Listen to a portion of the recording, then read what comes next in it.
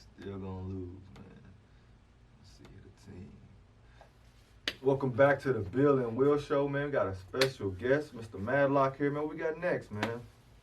Mm, It's Medlock or Madlock? I want to it's say it wrong. a Medlock. Medlock. Like with an medical, E. M-E-D, Okay. yeah. Got you. Uh, putting on the jet.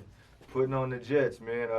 We both know that Mr. Adams there, he wants to trade from the Jets, and he trying to get to the Cowboys, and he just went at the head coach, man. So he ain't had no pressure so far. They said they ain't gonna trade him, so he went at the coach, saying that the coach isn't the right guy to lead the team, man. How you feel about players calling out their coaches?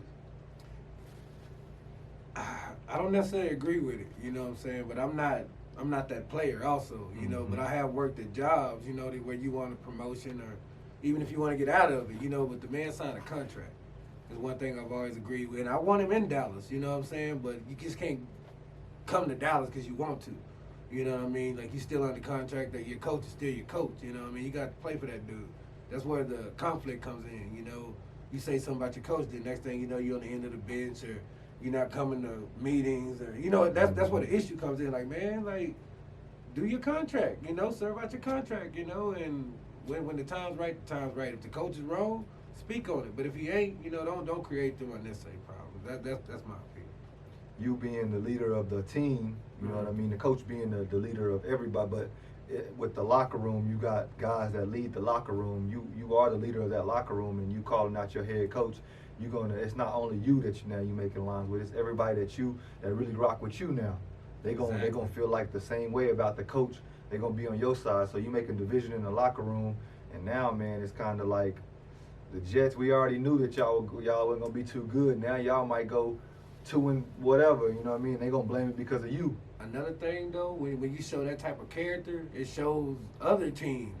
Like, I don't want you in my locker room. I mean, like, talent is good. I mean, but sometimes that ain't enough. You know, like, that can create that diversion where to break down a whole locker room, you know, and that ain't worth one player.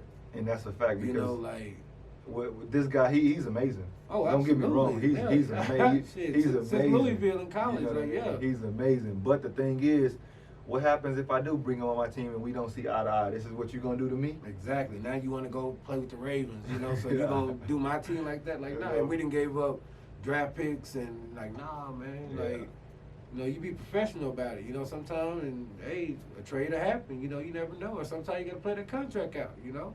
But it is what it is, you know. And then you got the more mess going on with the Jets. You got the owner, Woody Johnson, being accused of racial slurs and doing this stuff. And he came out and said he denied the allegations with it and everything, man. But in my eyes, listen, you got these old owners in the NFL and old owners of everything. They grew up in a time where, man, that's how they daddies taught them. Absolutely. You know what I mean? That those were the times. So if you bring up something, man, he said this 40 years ago, he said this 30 years ago, or even 20 years ago, like that's what they was grown up with, you know what I mean? So yeah, he's gonna deny it because he's probably ain't the same person that he was back then, or he was dealing with more stuff, or maybe he is that guy, but hey, man, that's just what was going on back then. So with all of this stuff coming out, it's just crazy to me because, of course, you have to deny it. What is he gonna say? Yeah, I did this, I did that, but that was the culture back then.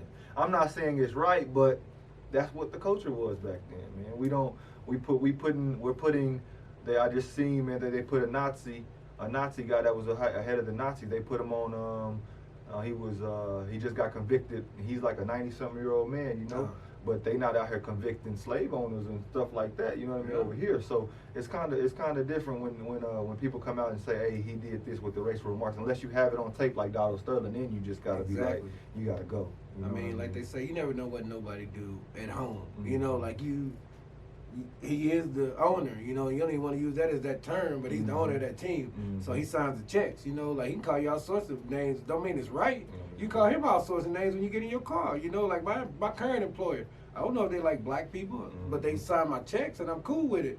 They don't disrespect me, I don't disrespect them. You know, if somebody come tell me, hey, such and such said this 15 years ago, like I didn't know him 15 years ago. He ain't never disrespected me, the current guy, you know, so I can rock with it. You know, I may know not to deal with you a certain way because I know your true character, but the person you are ain't disrespected me. You know what I mean? If that makes sense, you know. You gotta know.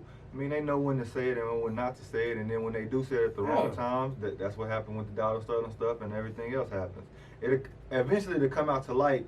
But man, if like you said, man, hey, if they not doing it in front of me, because hell no, hell knows, hey, if they come around me in my private time, I might say some stuff too that they might not disagree with. You know what I mean? They might say a lot of stuff. A lot of stuff.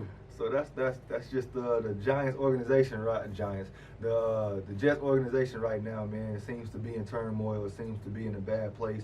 And I was looking forward for the Jets to do good this year too, man. Yeah. Quarterback coming into a new year, Darnold there, man.